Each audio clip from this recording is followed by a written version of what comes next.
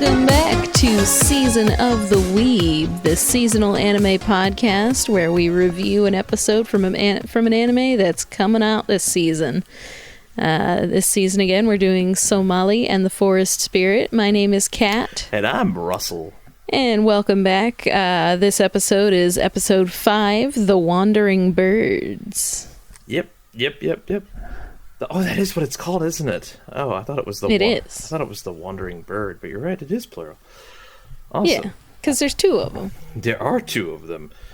So, I think I'd like to start off by just saying this whole show is just a big old slice of happy yay pie, and it just makes me feel good.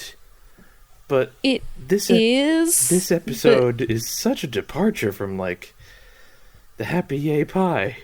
Yeah, what happened to the happy yay pie? Yeah, like admittedly, I'm not bothered by the inclusion of some actual drama. But it's good to have drama. We'll get into that in a minute, though. Yeah. So, would you like me to synopsize, or would you like to take that helm today? Well, I think I did it last time. Do you want to do it? Yeah, why not? We can take turns going back and forth. That seems pretty fair. So, yeah. So we have in this episode essentially the introduction, and apparently the instantly recognizable introduction from my podcasting partner here, as you literally knew I was watching it within a split second. Yeah. When you heard Kikira from the last episode crying, as we've apparently had a time jump forward. At first I thought it was Somali that was crying, As but apparently I. It was Kikira. Yeah, as did I, actually. Yeah. So it was... there was just this intro moment of, all that time we said we were going to spend here has been spent here, instead of getting to watch it, which was a little bit disappointing, I'm not going to lie. Yeah, well, I actually kind of enjoyed the time skip, because I feel like we got a feel for the town, we got a feel for what was going on, and now it's time for a skip on to the next peeps. Yeah, fair enough. I think I liked Anthole so much that I could have spent another whole episode there and not been sad about it at all. But I agree, moving forward is always a good thing. Mm. And speaking of moving forward... There was a lot of moving around in this episode. Yeah. We had a lot of different settings. Yes, there were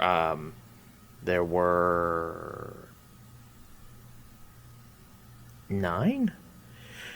9?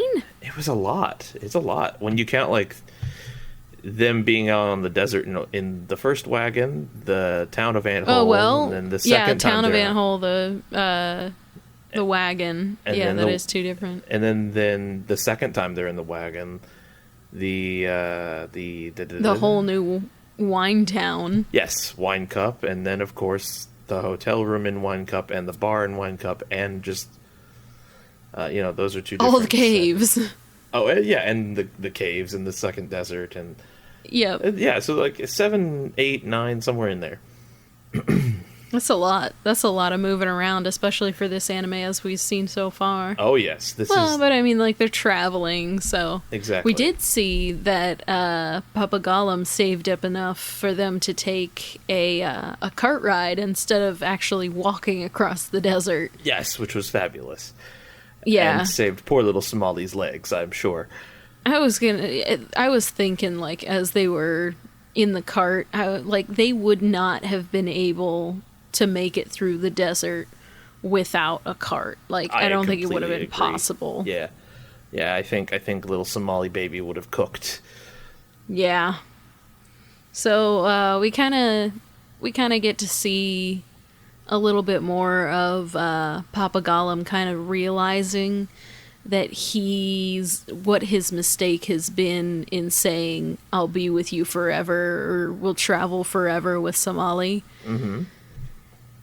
I love that he's learning emotion. Yes, me too. It is pretty fabulous. It's great. I am a sucker for those like quasi-human stories, like where you find an AI that like starts to learn to love, or like an emotionless, like fucking Spock having Oh, an yeah. emotion. Like I love Spock. I am a sucker for that sort of stuff. I just am. Yeah. And it hits certain buttons for me, I guess. And it's just, it's good. It's really good. So I enjoy that we're watching that happen with Papa Gollum. And Yep. it's adorable because I've never seen it happen in a fatherhood sense. I've always seen it happen in a romantic sense or a friendship sense, but never in a fatherhood sense or any sort of parental It's refreshing. role. Yeah, it is. It's very unique too. Yeah. And I love it. So, continuing with the synopsis. I had a thought. Oh, go ahead. Well, no, I kind of had a thought while I was watching. Like, we see that Papa Gollum's armor is, like, chipping away. Uh-huh. But, like, what's the extent to that? Like, when does he stop existing? Is it just when, like, his armor is chipped off? Or is he going to be, like, a leg hobbling around for a while? Yeah, he's gonna... Like, is Somali gonna be like, Papa Leg, I'm kind of starting to think that you're not gonna stick around forever. No, oh man. I just imagined, when you said that, I was just imagining they're walking through some fantasy village, and she's holding his finger, and then eventually just, boonk, it just pops off. It pops off. Oh no, buddy. Papa? Oh, that'd be bad. Finger? Oh no. That would... What do you think she would do? Do you think she would try to, like, put it back on? She probably would. She'd probably would. She'd probably just try and buy some glue. Oh, baby. Papa Gollum probably try to, like, brush it off, like, oh, nope, nothing's happening. Nothing has happened. Nope. No one needs 10 fingers. That's ridiculous. No, It's man, fine. we don't need that. Who needs to point at things? Yeah, I no. got 4 other fingers I can point with. And they all just start falling off. Like, Oh, fingers no. are overrated. Well, no more fingers. But yeah, that was kind of just a fun thought that I had while I was watching. Yeah. Do you want to continue on with yeah. So, synopsis? Absolutely. So the travel through the desert is pretty uneventful. We basically, other than watching Papa Gollum, take care of Somali, making sure she drinks water, and making sure that she stays in the shade as best as he can, Yeah. And so, it was nice, and there was that moment, but beyond that, it's essentially leave Anthole, arrive in Wine Cup, I believe the name of the town was. Yeah, so it's called Wine Cup, but like American translation makes it Wine Cup. It's really sake. Oh. Okay, Yeah. well, it is shaped more like a sake cup. Yeah. I guess, I don't know, since sake... It's technically rice wine, or in this case, specific to this village, it's corn wine. Yeah. So I think, just to, as a side note, fun fact for the viewers at home, sake in Japanese does not refer to the stuff that you drink that is rice wine and made with ash and, filtration. Sake in general is just a term for boozicles. It's just booze. Yeah, it's just alcohol in general. Yeah. And then if you want to refer to, if you're in Japan and you want to refer to sake, you would refer to nihonshu. Yeah, nihonshu. Yeah.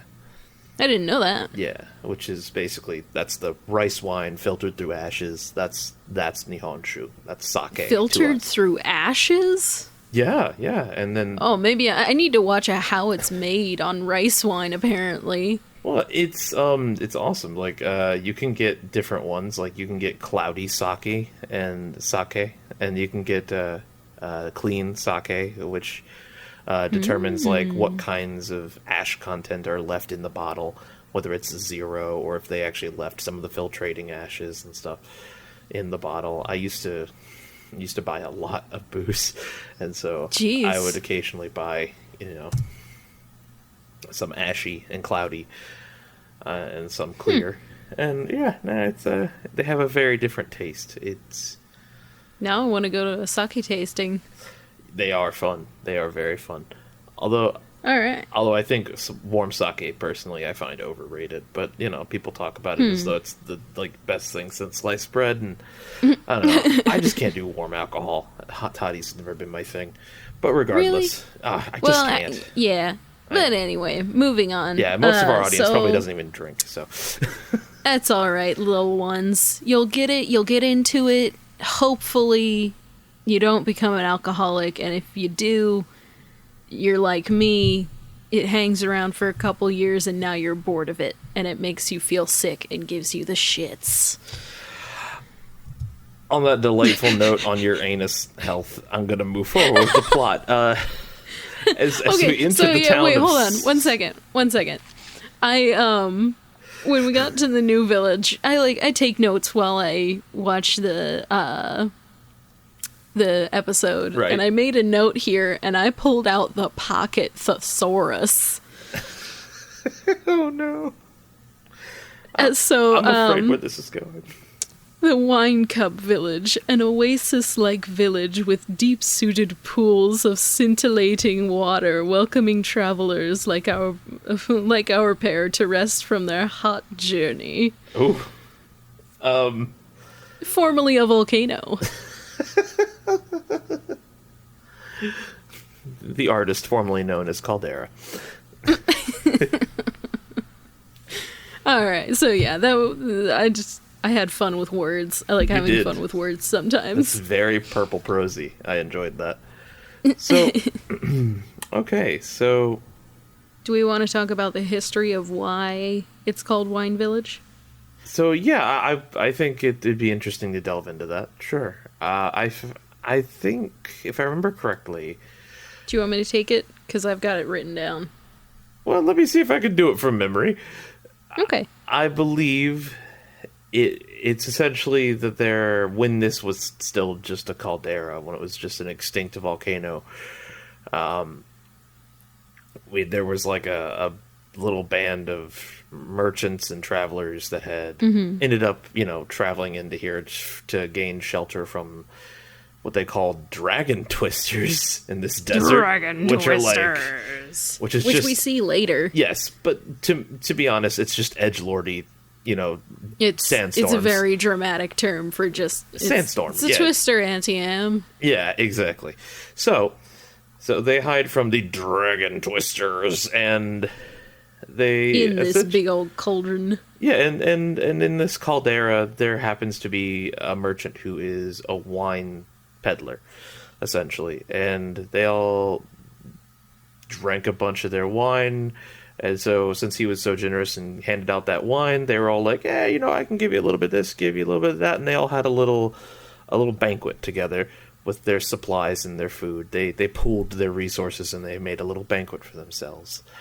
And it's a great town beginnings legend. I love that, and that was I believe that was why it's called Wine Cup, isn't it? It's because of the wine merchant. Yeah.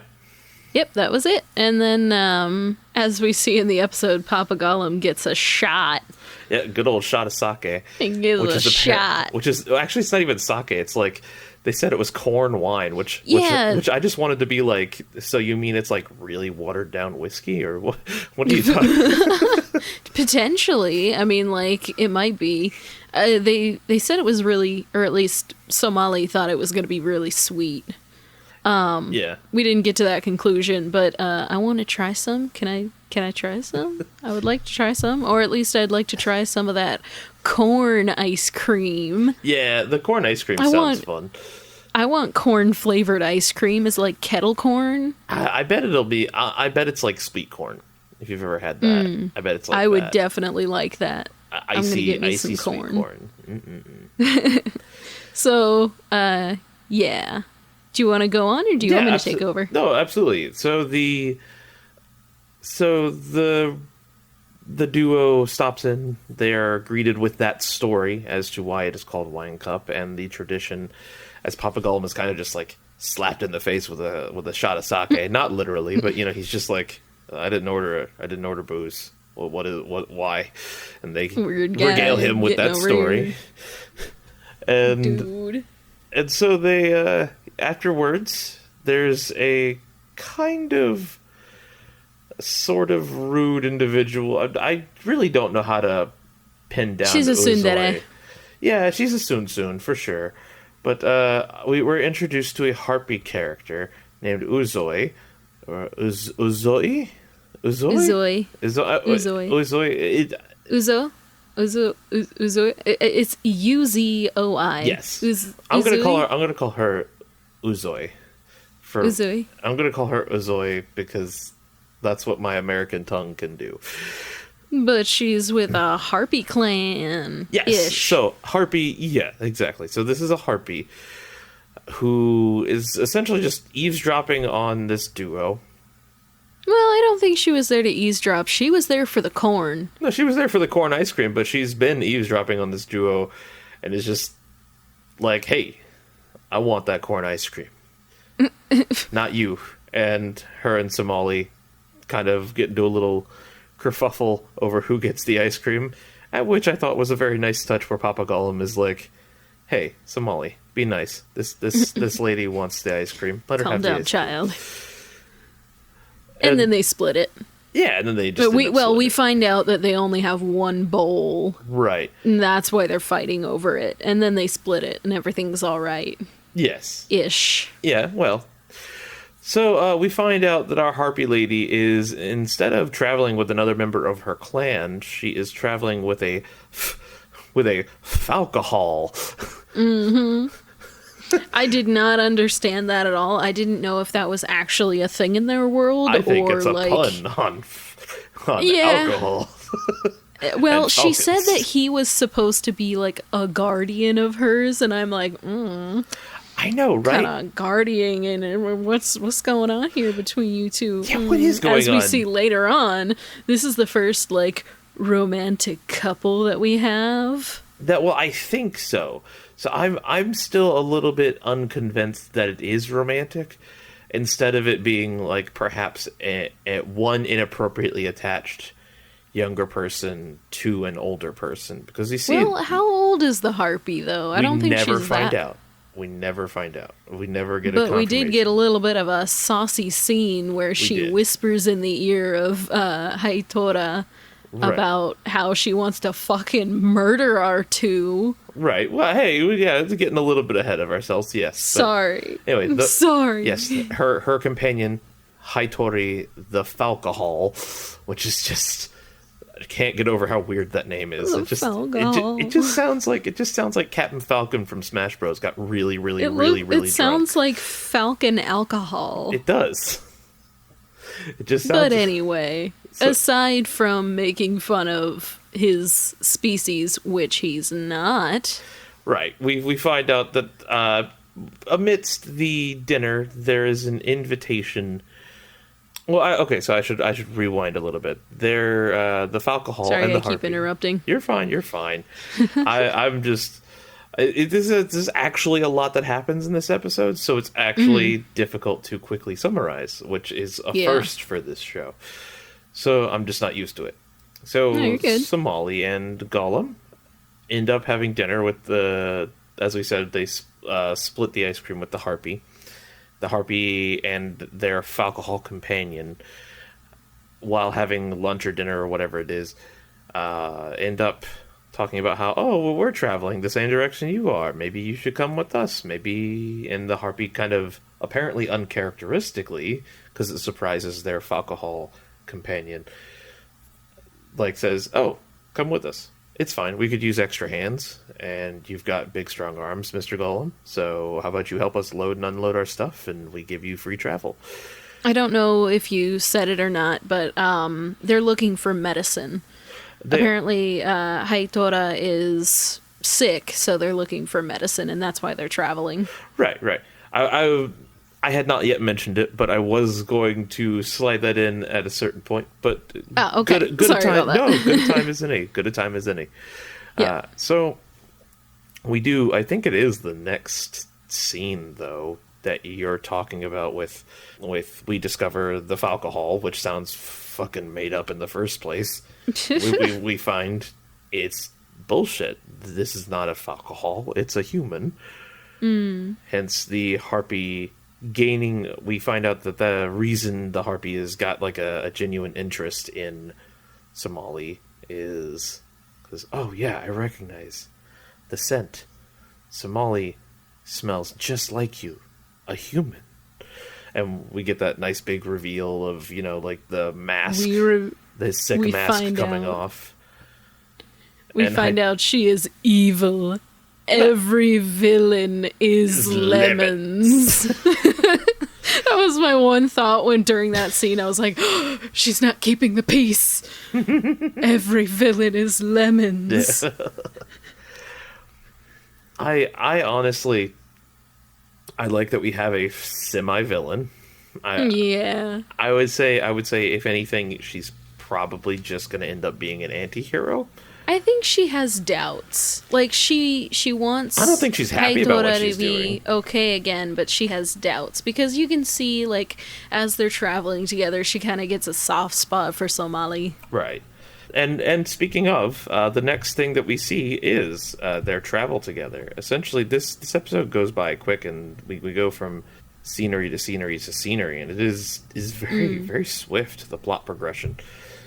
So, after we have a little chat of like, ooh ha ha, I am Uzoi the evil harpy, boodly doodly doo, we go to, oh, it's the next day, everybody's happy, smiley, and we're gonna all travel together. And they set off in their very nice ventilated wagon into the desert. Oh yeah, they've got a nice wagon. Yep, they roll in style, and as they roll out in style through the desert, we, like you said, watch Somali and Uzoi get closer together and closer. Like it just through moments of like you kind of see a bit of similarity in how they deeply admire their traveling partners. And how they think it's, like the natural wonder of the world is beautiful. It's pretty much the roles are swapped. Like Somali and Somali's the human, Gollum is the magical creature, and it's swapped around so that the one being taken care of is the magical creature and the human is Haitora. So I thought that was interesting. I was like, they can vibe with that. Yeah. I think it's... I don't know. I thought it was very interesting that they did switch the power dynamics. But at the same time, they kind of didn't. It's interesting because you can interpret it both ways. Because this magical creature is hiding and protecting this human, just like Gollum is for Somali. But... And also, hunting down a cure for him. But, in addition... You can still look at it the other way and say, oh, well, this person is, being kept in emotional check, being, kept in bounds and helped emotionally at the very least by the human. While Somali is just drawing out the emotions. Yeah. It's interesting. It is a very interesting flip of the paradigm. I like it. I really want to know how long Uzoi and Haitora have known each other. Since you kind of get we do know basically. Really? Yeah. As long as Uzoi can remember, because we learned that essentially she barely remembers her mother. But Haitori knew her mother at least enough to know how she died. Because she said, Haitori said she died of an illness. That's true. And how would you know that that's what she died of if you weren't there? If you haven't been around, yeah. Right. Yeah, and that's essentially, true. we find out a little nice bit of world building. We find out harpies are single parents. Apparently, the dads are just, like, around for mating season, and only the women raise the kids. Fucking... In harpy clans, so... Jeez. I know, no good men. Gah. Fucking cheese. Ah, fucking penis creatures. Fucking penises. Won't stick around for shit. Oh, but anyway, we do get a botany lesson in the cart. Somali asks what the cactuses are around the in the desert, and apparently they're cactus horns. They're tough on the outside, but once they bloom, they can be eaten. Yeah, and botany. And you get to watch them cook them up in a stew. It's adorable, and it's great. They have a lot of nice bonding moments in our little scene 6 or scene 7 here, of like, oh, we're all traveling across the desert together in this nice wagon. You have a lot of nice moments of, like, you also have some. You get some trauma bond because they end up getting in a storm together. Yeah, that's true. There's what is it, the sand shark? Yeah, it's crazy. Like 3 things happen at once. It's like, yeah, like they have to start like booking it because dragon twisters are coming, which I still think is a way too edgelordy name for those things. It's very edgelordy. And so, we got the dragon twisters, and then we have the giant sand shark who's coming up at the same time. And then they're all freaking, like, trying to make sure Somali doesn't, like, fall out of the cart. And, oh, yeah. And all that, like, oh my gosh. I was expecting some, like, major, like, action scenes at that point. I was like, oh no, she fell out. But then they had the quick save, and I was like, oh jeez, my baby's fine. See, it's interesting that you had that reaction, because, like, my reaction was actually just, like, completely calm. Like, I felt like, oh, I've seen this in this anime before. This is the kind of anime that lets her get right up to the cusp of being in danger and then doesn't let anything happen. And, like, she's my child. I have to worry constantly. That's okay, that's fair. This is your surrogate for a human child. I'm the human they're looking for. They'll never find me. I've gone into a different dimension. Exactly. That's the best place to hide. I mean, our current timeline is a bit bonky, but it's fine. It's better than a fantasy anime world. Yep. In some ways. Well, I don't know. I kind of want to be in a fantasy anime world, especially this one. I was about to say, you want to live in that mushroom from episode 2. I do. I do want to live there. Or some kind of cave house. I really want to live underground. Like, literally, I want to live underground. When you said cave house, it just made me think of, like, this universe's version of, like, Full House, but it's in a cave. Yes. Hi, this is Cave House. Everywhere you look, there's a rock.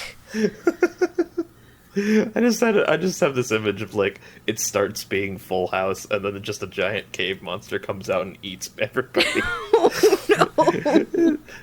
Oh no! Just like one of those giant sentient mushrooms from episode 3. Yep. Just like, oh. Yep. Just eating up my entire family. My entire rock family. Yeah, it's just one person surrounded by a bunch of rocks with faces painted on them. No. Yes. Me and my entire collection of pet rocks. Yes. Oh man. Oh man. Well, speaking of rocks. Yes. Speaking of, I really liked the kind of echolocating thing they did with the crystal. Yeah, the calling crystal. That was really cool. It was really cool because, like, the way that it sounded is kind of like my own personal imagery of how I think of normal crystals and their vibrations. Huh. Yeah, it's kind of a good way to put it. Okay, cool. But yeah, I thought that was really neat. And then, like, we find out during the in the cave with the big crystals around that harpies have a heightened sense of hearing.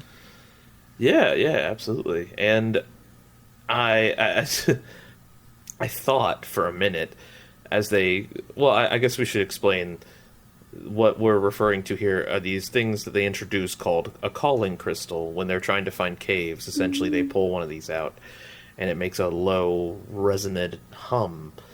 And essentially that hum grows louder and louder the closer it gets to other crystals of its kind.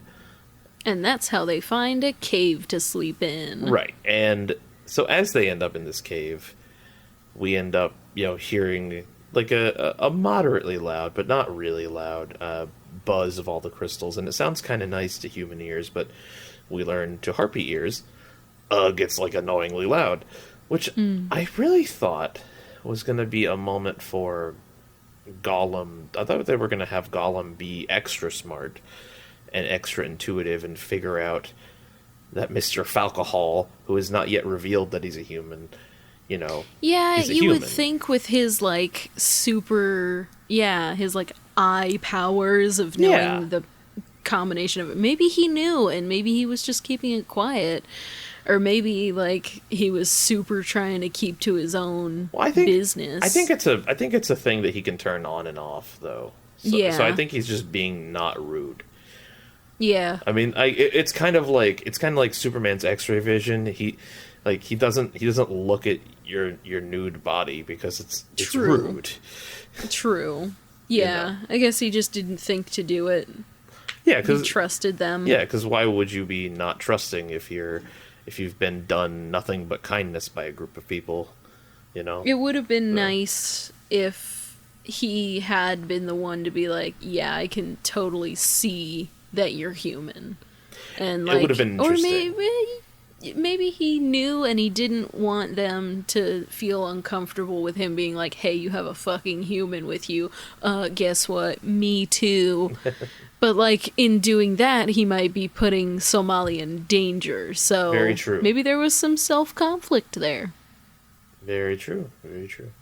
But what I do know is that we're going to see Papa Gollum in action next episode. Yeah, like legit action, because as we see, they do find a cave. And as they're wandering through the cave getting supplies, like, they go and find these awesome little luminescent giant lightning bugs, basically. Like, they got big old shiny booties, like the size of a tennis ball.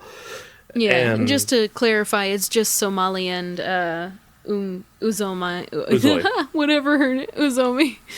It's just those two, and Papa Gollum and Hattori. Papa Gollum and Hattori are just pitching a tent. Hattori. Isn't it? No, it's Haitora, sorry. Haitora. Yeah. So Uzoi. Look, we have American tongues. So we're doing our best. I'm having fun. Okay. Yeah. So Uzoi and Somali are out collecting supplies, and Haitora and Papa Gollum are back at the cave. Right, and they've collected a little bit of light source so there's they collected a light source. They got food going. They're gonna put some food. They're gonna put a fire on, and Papa Gollum and Haitora are gonna be the ones to do that while the girls go grab water. And so we basically end the episode with this like thread of tension that's been going throughout, with these tiny moments. As you can see, at first, Haitora is kind of not super against, but very mildly against this thing. I definitely don't think... I think it's one thing where he's like, yes, I want to get better, but like, at this cost? Like, really? Is this what we were looking for? Should we really do this? Does he morally feel that he should do this? Right. So you can see there's this thread of concern that's been going throughout the episode. And actually, we haven't really touched on it at all, the specifics, but in that scene of like, muhaha, I am a villain, obviously we have Uzoi coming up with the plan of like, I'm gonna use her to cure you or to help you. And so we know that there's been some sort of, harm to come to Somali. And throughout the episode, it's been like a moral question of judgment on Haitora's part, which finally comes to a head while the party is split in half. And through a nearly fatal sounding coughing fit, we have Hitora confess, like, Mr. Golem, I'll get straight to the point. I'm a Somali human. is in danger, and you need to go help her. And at Yep. that exact moment, we switch back to the girls, and it ends on Somali being pinned down painfully so by Ozoi, who brings out her full harpy wings and full harpy feathers as she explains that she plans to take Somali's blood and give it to Hitora because she thinks that'll help cure him. I'm thinking back to when they were in the mushroom house and how they gave up or Papa Gollum gave up his armor, his skin, to the what's it called? The Onis. Onis, that's right, the Onis. He gave that up because they wanted to make medicine out of it.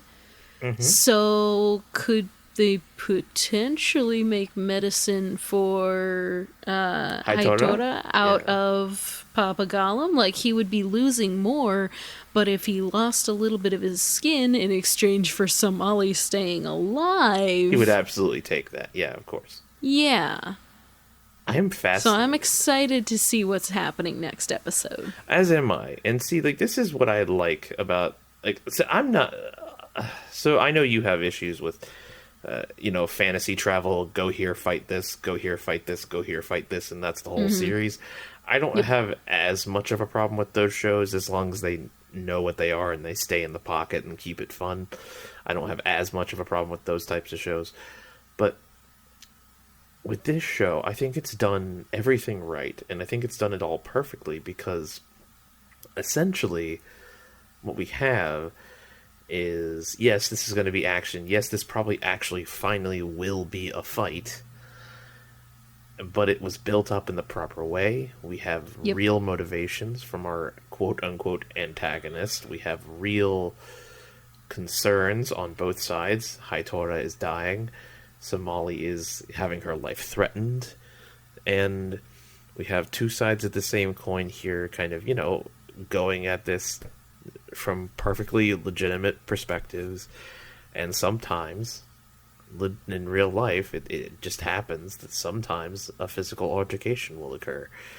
And although this has been a very peaceful, very fight avoidant show, sometimes when you're dealing with things like enslavement and subjugation and the fact that there's a whole species of sentient creatures out there who get eaten for shits and giggles, like, it's hard to avoid there ever being a physical altercation. And so I think this is that coming to a head. In episode 6 will tell us whether we're right or wrong on that, which I think will probably be the half season mark next episode.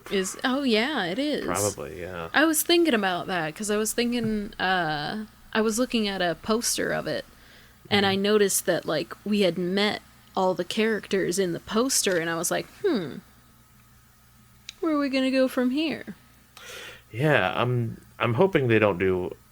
I'm a little bit out of the seasonal anime game, but I hope they don't do that bullshit that American television does, where they have a half-season finale and then they make you wait a long time. I don't think seasonal anime does that, but I would not like that. I don't think anyone likes it. No, I would like everything. I would like these loose ends tied up. We keep getting left on cliffhangers. I'm fine with a cliffhanger as long as the next episode resolves it. That's my rule. Yeah. Well, do you think we covered everything? Do you think there's anything else we need to go over? I you know me. I like to hit my little 3-point of plot and character and setting. And well, since I did the synopsis, how about you start with the plot, character? Sure. Yeah. So, plot-wise, I think we had some great development here. We had a lot go on in one episode. We had not only a lot of conclusions to what had been happening in the previous episodes, with the ant village, but we also had like kind of a side story open up, and then we had boom, a whole new plot line open up. And it left us on a cliffhanger. We got left on a cliffhanger, not last episode, but the episode before that, and now we're on a cliffhanger again. Plot-wise, it's moving itself right along, and I like that. It keeps it interesting. Character-wise, I love that we had...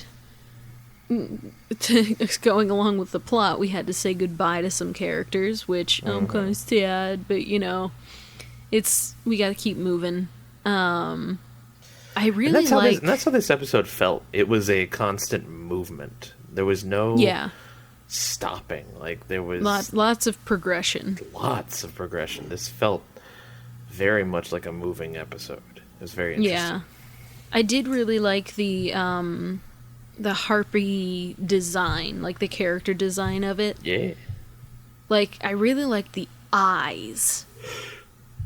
The fact that there were no pupils. Ooh. And it was like kind of like that dotted line kind of thing around the eye. I thought it was really cool. I thought, did you say something about you liking it as well? I didn't, but I do. I adore all the character design in this show. Even the cat waiter is fun. Oh, I love the cat waiter. Yeah. Looks like. And that brings. Oh, go ahead. Sorry. No, you're good. I was just gonna move on to the setting of the story. I really like how. I mean, like, you know, setting wise, we kind of get the same kind of thing every episode. I mean, they go to a village, they go through like the bazaar of the village, and they go to some kind of tavern. But I mean, like, that's travel, man. That's usually what happens in travel. But it's all different. Like, there's different settings for each town, there's different feelings, there's different kind of traditions for the town. Last episode it was the flour. This episode it's the sharing sake. of the corn wine. Yeah. I like how it changes it up in that way, so it still keeps it interesting, even though we see like a pattern of setting, except for I would say caves before. I would say episode 2 breaks away from that, and so does episode 4 in a way breaks away from that, because it just focuses on the underground and the restaurant, and then that's it. Yeah. So you go ahead. What are your plot points?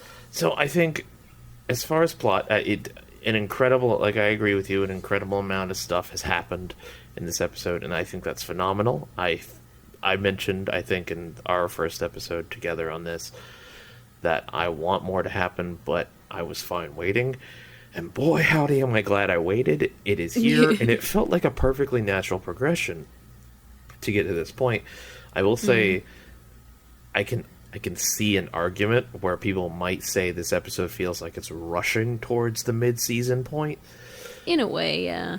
But honestly, like, I kind of don't mind the jarring pace. I think this is the first time we've actually seen a travel episode in this show, like one where it's like the episode is about travel, not about a stopping point. Every episode we've seen so far is either the journey begins or here's a checkpoint, here's a save point for you to watch and observe. This is kind of a checkpoint, but like only in the midway beginning. Through the episode. Only in the beginning is it really a checkpoint, though. Like, there's 2 entire scenes devoted to actual transport. Yeah. And then the final scene is... And those 2 scenes combined take up about a third of the runtime, honestly. Because that second desert scene is actually really long. It's like 5 minutes or something. Jeez. Yeah. And so, well, but a lot happens. So, you know. True. So it's just... I never really felt bored. Oh, no. I don't think it... I think this is the least boring episode in a show that is not at all boring. So no. It was very exciting. for a slice of life fantasy. Again, we need to find another. I really like it. I don't know. I really enjoy this anime. I like that As it's do a slice I. of life fantasy. We need another word for this. We need like magical person brings non-magical person on journey. We need to come together as a group and make a tag for this. We need to build one. We can think of it. We'll think of it. One day. So One yeah. day. And I love that not only are we now ending on a now blah, blah, blah. Now are we not only ending on a cliffhanger again, but we're ending on what seems like legit action. Like when we ended episode 3, I made those predictions, which I was spot on about. But I made those predictions and I was just like, yeah, this is exactly how it's going to play out because this is the kind of anime this is. But unlike those moments, we've seen Uzoi has legit motivation for keeping her partner alive. Yeah. And I am concerned because I think Uzoi really thinks this is the best route. And I think that, given the option of watch your lover die or guardian or whatever they are. God, what are they? Anyway, whatever. I'm sure she's asking that too. Probably. But watching your partner, your companion of whatever form, die versus ending a life to save a life. Yeah. It's the trolley problem, It's a famous philosophical dilemma, and it's famous for a reason. It's a genuinely worthwhile question, and it's hard to answer. And it's really hard for her, because apparently in her culture, apparently it's possible to take out somebody's blood and give it to somebody else, by the way, which, first off, how does that I was fix thinking, things? I was trying to figure out, like, is she going to create a medicine with this blood? Is she going to do a blood transfusion? Yeah, like it's not like they got IV bags or something. She's got to, like, do it with her teeth. Maybe. I don't know. We don't know what harpies can do in this world. She got a big old expanded tummy, and she's going to just drink all, like, 5 liters of blood from Somali and give them all to fucking Yep. Haitora or some shit. I don't fucking Yep. know. Weird little blood coffin boy. Yeah. Anyway. So Alright. I guess that's plot for me. I like where we're going. I like that there's stakes. I like that there's a concern. And I'm excited to see where it goes. Setting. I love that desert. It's awesome. It's a bit edgelordy to call those things that are just twisters dragon twisters. Dragon twisters. It's just, come on. They're sandstorms. It's fine. I just want to add in real quick. I'm really surprised at the amount of desert we've seen.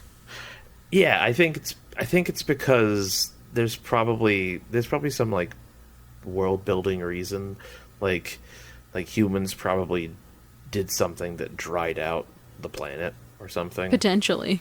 And so, yeah, I don't know. That's my guess. But go on. So, yeah. So back to my setting thoughts. Yeah. I love Wine Cup. It's cool. I'm actually going to now put in a city based in a caldera in my D&D campaign because that's a really cool idea. Yeah. And so I like the setting. I love the desert. It's cool. We see a lot of neat dangers, like the sand shark with a vagina for a mouth, and it was kind of vagina shaped.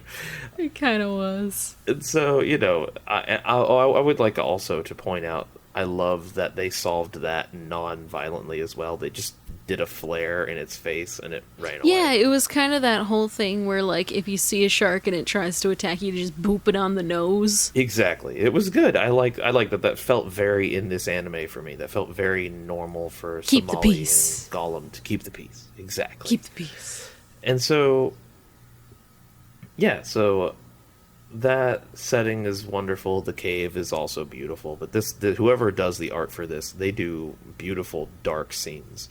Like the forest at night, the underground sea, this new cave. They do low light very well, and they make it look beautiful in this world. Well, So A bunch of glowy things help too. yes, yes, it is all wonderful to look at. It really is.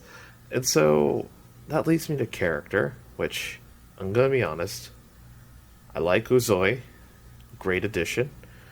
I am very, very confused as to what her relationship to Hitora is. Yep. And I'm very, very concerned. Like, how old are you? Girl, how old are you? Yeah. She yeah. looks... I agree Well, with you. okay, It so seems romantic. when they were so- in the cave, she was explaining to Somali how he makes her feel, and Somali was like, "Yeah, I feel the same way about my dad." And I was like, she's like... Yeah, and then she goes like, no, not the same. No. no. I don't think you climb up on somebody's lap unless you want some more. Well, that's the thing, is like, it depends on what direction you're facing when you climb up on their lap. If you are just sitting on someone's lap, I've seen kids sit on their dad's lap. Oh, yeah. But she got all like in between his legs, facing him, wrapped him in her arms. It's like, that. Watch out, it's getting saucy. Yeah. And so I'm just like, how old are you, Harpy girl? How old are you? Because you look like you have mosquito bites. You look like a preteen. I have a feeling that harpies are just small creatures and that she's not as young as she looks. Probably, but that does tend to be the anime excuse for things. Yeah. So we'll see. We'll see. I for now I'm gonna look at it because she reminds me so hard of the girl from Memoirs of a Geisha. If you've ever seen that movie or read that book, No. Great film, weird but good. It's about World War II Japan, following a woman who gets sold off to be a geisha. Interesting. And as a youngin and trained, and then eventually becomes a geisha. It's a very interesting story. So it just kind of reminds me of that, where this protective adult male figure and this girl gets overly attached, and then when they're both adults, they kind of end up together. That's the vibe I'm getting from this. It's a weird vibe to get. I'm hoping I'm wrong, but it's the vibe I'm getting. I will say, the Gollum moments of being a good papa, that we're getting more of those every episode, which I am all on board for. And we're getting more personality from Somali than just, I like my dad, which is great. Like, you know, I mean, Somali's still a child. Like, a 5-year-old kid isn't that fascinating, but I'm getting good vibes in the sense of, like, oh yeah, this is a kid who loves ice cream, who has a friend who wants to play with their friend, who doesn't like to see their friends cry, so says whatever they need to comfort their friend while they're crying.